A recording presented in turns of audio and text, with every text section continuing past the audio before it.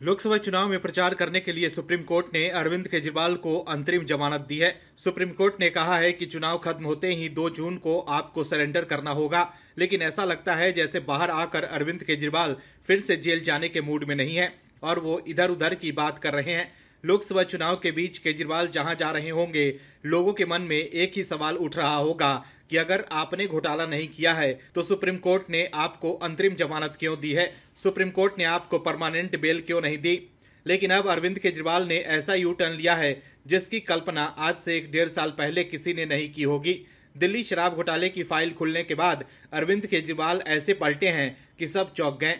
अरविंद केजरीवाल ने अब जो किया है उससे दिल्ली के लोग सोच रहे होंगे कि केजरीवाल ने आम आदमी बनकर हमारे साथ कितना बड़ा धोखा किया है। क्या है खबर, बताते हैं आपको इस रिपोर्ट में।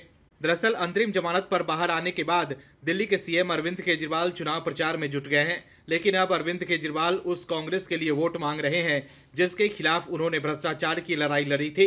कांग्रेस को भ्रष्ट बताकर अरविंद केजरीवाल ने दिल्ली और पंजाब में सत्ता हासिल की है, लेकिन अब खुद फंसे तो केजरीवाल भी उसी कांग्रेस के पाले में चले गए हैं जिसे वो सबसे भ्रष्ट मानते थे। केजरीवाल ने जब राजनीति में कदम रखा था तब उन्होंने लोगों को बताया था कि कांग्रेस इस देश की सबसे भ्रष्ट पार्टी है, लेकिन आज केजरीवाल भी कांग्रेस की गोद में जाकर बैठ गए हैं। ऐसे में अब केजरीवाल को बताना चाहिए कि अगर उनके नज़र में कांग्रेस भ्रष्ट पार्टी नहीं है तो तब उन्होंने कांग्रेस को भ्रष्ट बताकर जनता से वोट क्यों लिया था। दोस्तों, अब अरविंद केजरीवाल कांग्रेस के लिए वोट मांग रहे हैं। केजरीवाल ने कांग्रेस उम्मीदवार के समर्थन में रैली की है। चांदनी चौक लोकसभा सीट पर कांग्रेस कैंडिडेट जेपी अग्रवाल के समर्थन में अरविंद केजरीवाल ने रैली की। सीएम अरविंद केजरीवाल ने कहा कि अगर आपने कमल का बटन दबाया तो उन्हें जेल जाना पड़ेगा, अगर आपने इनका मतलब कांग्रेस का बटन दबाया तो जेल नहीं जाना पड़ेगा। केजरीवाल ने कहा कि मैं सीधा जेल से आ रहा हूं आप लोगों के बीच में, इन लोगों ने मुझे जेल में डाल दिया। अंदर आप लोगों की बहुत याद आई, आपको बहुत मिस किया मैंने।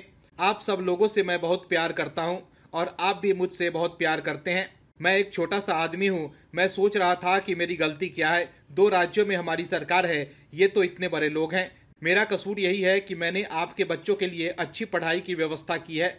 मेरा कसूर यह है कि मैंने आपके बच्चों के लिए अच्छे स्कूल बनवाए, बिजली का इंतजाम किया, फ्री बिजली का इंतजाम किया।